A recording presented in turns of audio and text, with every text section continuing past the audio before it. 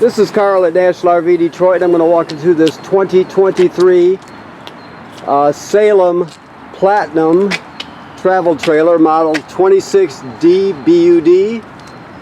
Alright, I'm just going to show you some of the features and walk you around it. So you have the new style stabilizer jacks on this. They're called quick drops. They drop into place very quickly, and then you can just snug them up with your 3/4 inch crank or socket on a drill. So you just don't have to crank them all the way like you used to. Okay. You have a power awning with LED strip.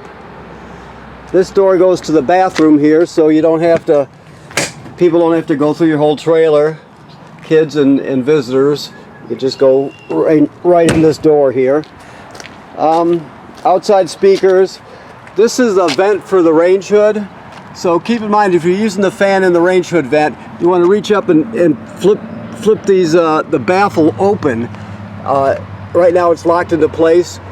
But if you're going to be using the fan, make sure you open it up so the baffle flaps freely. And then, of course, when you're traveling or storage, you can just shut it. But keep that in mind. Let's see here. Like I said, outside speakers. This is power and TV signal in case you wanted to put a TV out here. This is the fill for the fresh water tank. Okay. The most common way to get water to the trailer, obviously, is the city water hookup. But if you're camping someplace that doesn't have city water, you can pre-fill your fresh water tank right there, and then use the onboard pump to pump the water. All right. It just all the plumbing will work as though you have city water, but you'll be pumping from the tank. So it covers all that.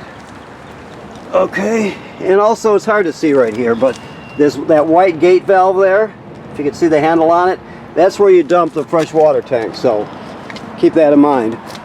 This is just a hookup for a sprayer here that comes with it for water. Now, before I open this door here, look right here. This is a LP quick connect right here. So there's a griddle, an outside griddle. In order to get that to work, you're going to have to plug it in using the rubber LP hose. That's where you plug it into. Okay. So let me show you the rest of it. Okay. This is the griddle itself. This is the hose right here, the LP hose, the quick connect. It goes on the back of here and then on that quick connect, okay? So to get LP to it, that's what you have to do. This is the sprayer I just told you about for the spray port, okay? In your outside refrigerator. Okay,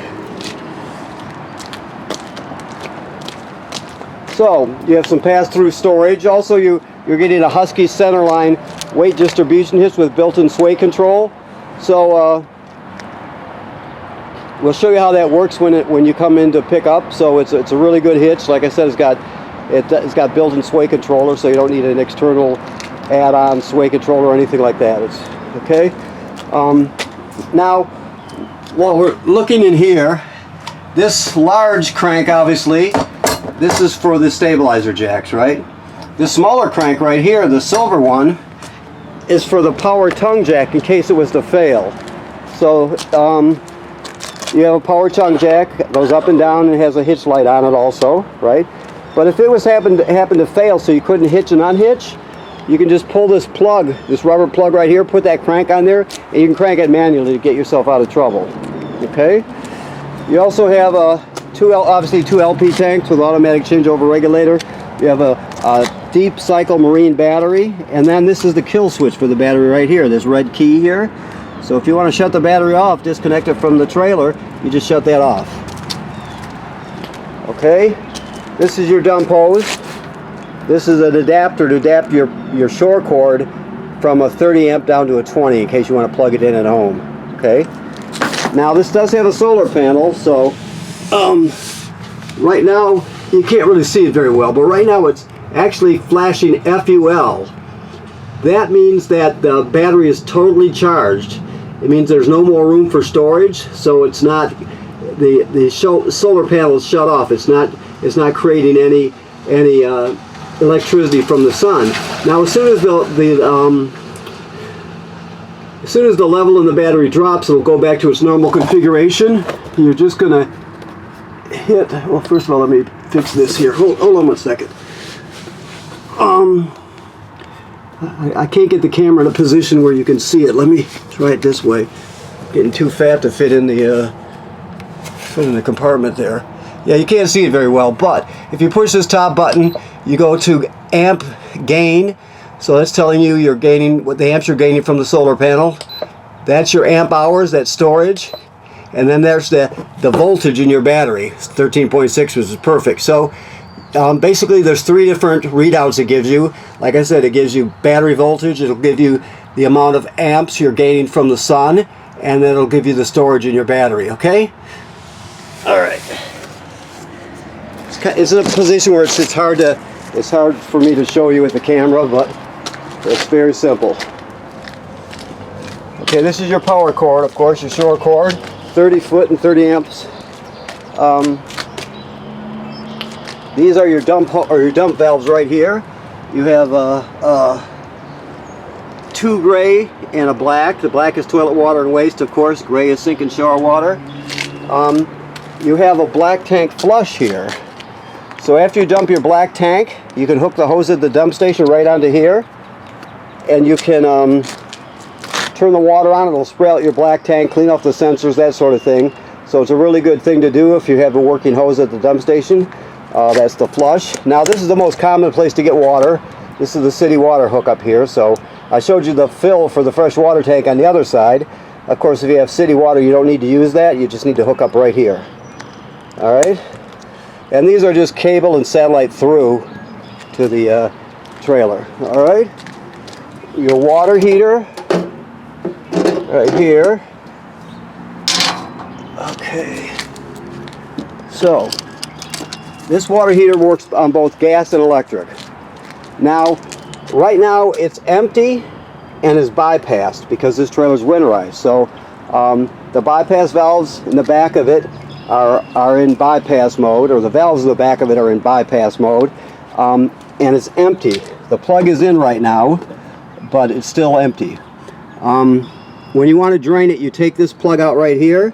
This is the drain, and it's got an anode rod attached to it. So it takes 1 1/16 6-point socket for that. Plus, you're going to need like a 6-inch extension and then a ratchet or a bar to break it with. Okay. To turn on the electric heating element, which is behind this cover here, you have this rocker switch right here, right?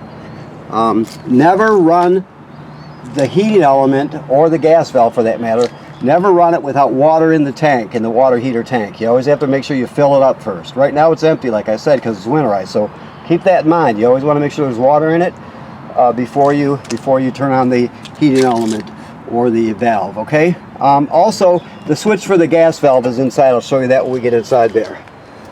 Okay, this housing tells us this is pre-wired for a backup camera. It takes a Furrion backup camera, the one that fits in that housing. We sell them here. You can get them elsewhere, but if you choose to get one, just make sure you get the right one that fits in that housing, because it's all pre-wired. Also, while we're looking up, the manufacturer states you should inspect your roof every 60 days, so you want to get up there or have somebody look up there, make sure there's no cracking or separation at any of the sealant, any place water could get in. Make sure there's no damage to the roof or roofing materials by, let's say, low branches or road debris flipping up there. You just give it a good inspection to protect your investment. That's important. It should be part of your regular maintenance. People, generally speaking, don't inspect their roof enough. All you're doing is protecting yourself. Okay? Alright, so your keys are hanging on the faucet here. This is a dimmer here, so just remember, you just rub your thumb over it to turn the lights on and off. Plus you have switches here. You have this one for your light strip, and then of course this is the switch for your awning. So if you want to go out or in, it's just like that. Never leave it out unattended. If you're not going to be at the campsite, make sure you always roll it in. Okay, to turn your water pump on, right there, I told you that's to pump water out of the fresh water tank if you don't have city water hookup, right? It's also used to winterize the trailer. So you use that to winterize it also. To turn your water heater on gas is right here. Remember I told you about the switch in the lower left hand corner out there that you need to turn on to turn the heating element on, and never run it without water in it. This is your slide room switch here, and then you have your levels here. Your battery's charged, fresh water is empty, black is empty, gray tank's empty. They graduate up in 1/3 increments. Once you get past 2/3, you got to start thinking about dumping the gray in the black tank, of course. All right. Okay, so you have a fireplace that is also a space heater. So let me just show you this. You get a remote with it. Plus there are switches right here. All right, so to turn it off, that's pretty self-evident. You see it says 0, there. I hit the button again, low, high. That's the fan speed. So right now it's really kicking out heat because the fan's on high. You also can adjust the crystals, the color of the crystals, like that. You can adjust the flame that way, okay? And there's also a timer on it, so you can set it to turn on and off when you want to. So it's a good space heater. On those days where you don't quite need to use the propane furnace, you can use this, and it uses campground electricity, so you're not going to be using up your limited supply of LP. Alright, so this is the remote for your sound bar here. The sound bar has an FM radio, okay? It has USB here, so you can put all your albums or whatever on one USB stick and take them with you. HDMI is an in, so you go into the system. Let's say you have your TV hooked up here, and you want to use a portable Blu-ray player or something, you could plug it straight in there, for example. It also has Bluetooth, so you can stream wirelessly from your phone or your tablet, and it has 2 speaker zones. Zone 1 is inside the trailer, Zone 2 is outside the trailer. So it does everything you need. Okay. Of course your TV would hang here when you get one, if you get one, and there's storage behind here. Now this is the reason this is green right now. That shows you that the digital signal booster for the digital antenna is on right now. If it was off, see, I can turn it on and off with that button there. If it's off, you won't get a good picture. You won't get good reception, period. So you always want it on when you're using it. This is just telling us that this is pre-wired for a public Wi-Fi booster, basically. It consists of, there's another port on the roof, so it consists of an antenna and a router that would go right here. The antenna would go on the roof, obviously. And so if you wanted to get better, stronger public Wi-Fi, you can look at their different products. Just go to kingconnect.com and see what they've got. They've got several different products that would work on this. So, okay, that's all that is till it's pre-wired. Remember, the backup camera is also pre-wired too, if you're interested in that. Okay. Alrighty, let me see if I can shut this with one hand. There we go. Okay, so let's see what else here. Okay, your microwave works like any other microwave. This is the range hood I told you about. If you're going to be running the fan, make sure you open that baffle outside, right? So it vents to the outside. You also get a light here. Your range obviously works on LP, and you have a sparker here. You turn this clockwise to spark it. Then you have 3 knobs for the 3 burners, and then this one is for the oven. So we can just go like this, right there. It's that simple. The oven's a little bit different. It has a pilot light on it. The pilot light is at the bottom all the way to the back. You can maybe see it back there. I can spark it. Maybe you can see the spark. Maybe not. Well, this one apparently you cannot. So basically, you go to the oven knob and you go to the picture of the pilot light, then you depress it. Then you're going to light the pilot light down there, right? After it lights, you're still holding this in. You hold it for another 10 or 15 seconds to heat up the thermocouple. After it lights, then you go to operating temperature, and it cycles as an oven does. When you shut it off, the flame goes out. So does the pilot light. So you have to relight the pilot light each time you use the oven. You have lights and oven lights. Okay. Now this device here is the power converter. So this converts AC to DC power. It also auto detects the type of battery you have. and it also, well, let me say it this way. All right, when you're plugged into shore power, you have 110 AC right here, and you have circuit breakers just like you'd have at home, and they're all labeled, right? Then the power is converted to 12 volt DC over here. You got 12 volt fuses, and they're all labeled. If any of these fuses were to blow, they'll actually start light, they'll glow, and you can see them through this tinted plastic here. But importantly, this is also a battery tender, so it automatically senses how much energy your battery up front has and needs, and it'll always keep it charged. If the battery's topped off, like it is now, remember we saw that it was full by looking at the FUL flashing on the solar controller screen there, but in that case it'll just trickle a couple amps up there to maintain it. If it's low, it'll send 10 amps or whatever it needs. So that works when you're plugged into shore power, right? When you're pulling down the road, your tow vehicle's alternator will send power through the charge line and keep your battery charged. And of course your solar panel will keep sending power to your battery as much as it can, depending on what time of day it is, what position the sun is in, the weather, that sort of thing. So, okay, so there's 3 ways that your battery's charged. All right, and this is also, just so you know, your antifreeze inlet for winterizing. You access it behind here. That's what that sticker's telling you. Okay. Always travel with this closed. This is your carbon monoxide LP gas detector here. It should always be green like it is. If it's not green, get it serviced. It has to be green. It'll detect carbon monoxide or LP gas buildup. If it goes off, you take everybody outside, leave the door open, shut the gas off at the front, and figure out what's going on. That's important, obviously. Now this is your thermostat. You just hit the mode bar to light it up. Right now we're on heat, but you just keep poking it to go through the different modes. Fan, which is just the air conditioner without the compressor, so you just circulate air. Then you go to cool, which is full air conditioning. When they give you an option of fan speed, always choose auto. That's the best way to do it. Okay, bathroom. It's like any other bathroom. This is a GFCI. Keep in mind that all the plugs in the trailer, this trailer probably has 2 of them, but we'll keep our eyes open. But either way, all the plugs in the trailer are wired to a GFCI. So if you're, even the one on the outside, so if you're using something outside and it pops, you're going to reset it here. Everything's protected. The toilet is an RV toilet, so this is the flush pedal right here. The black tank sits directly below. That's antifreeze right there.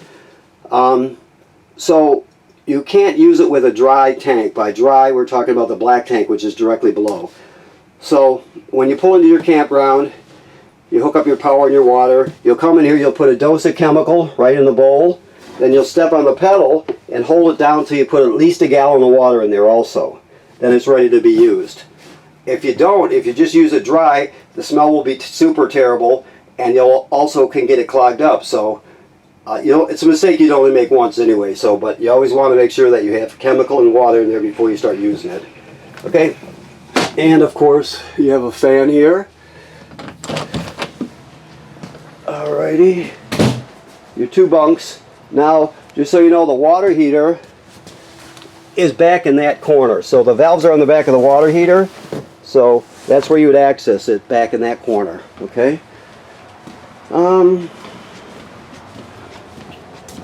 The bedroom area, this, you can pick up the foot of the bed, and there's some storage under there. You have TV hookups here, signal and power, and a backer plate, so if you want to put a bracket there. Get a bracket that tilts down a little bit if you do it, just so you can see it from laying in bed, while you're laying in bed. And also this is an escape window. You just, to use it, you would just push it all the way through, then you grab a hold of this red tab and pull the screen out, and you can escape during an emergency if you need to. Okay? There's also an escape window on the top bunk back there. Okay, so let me look around. I think I've got everything here. Yes. You can remove the poles from the tabletop and set the tabletop down on these cleats here, right? Use the cushions to fill in the space and turn that into a bed. This part is removable. If you want to remove it to reconfigure it, you can reconfigure it over to here, for example. And use this as a bed area. Then this couch jackknifes flat into another bed. So You got 2 extra beds plus the bunks, so you know you got auxiliary space for visitors and grandkids and who knows who. Okay, so those convert into beds also. Okay, so all right, I want to thank you for purchasing your trailer here at National RV Detroit. Please remember what I said about inspecting the roof every 60 days. Just it's your trailer and it needs maintenance, and the best thing you can do when it comes to maintenance is to keep an eye on your roof. That's important. Odds are you won't have to do anything for years, but that's why you inspect it, just to make sure. You're just protecting your investment. And also this is winterized right now. The water's been purged from the trailer, replaced with antifreeze, and the water heater is bypassed and empty right now. Never run the water heater without water in the water heater tank, okay? Thank you.